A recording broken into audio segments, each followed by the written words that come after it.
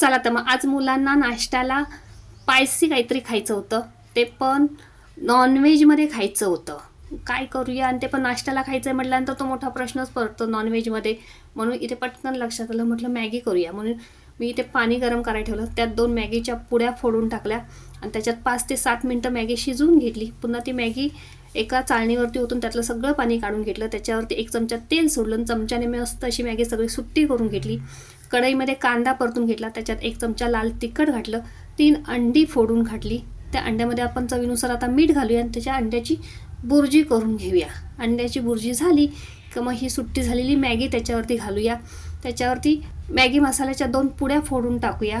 ती मॅगी परत एकदा परतून घेऊया आणि त्याच्यावरती soya sauce, green chilli sauce घेऊन 2 चमचे घेऊन ही मॅगी अशी आपण सगळी एकजीव करूया आणि तयार झाली. इथे अंडा मॅगी कशी वाटली कमेंट करून नक्की सांगा आणि सबस्क्राईब करा.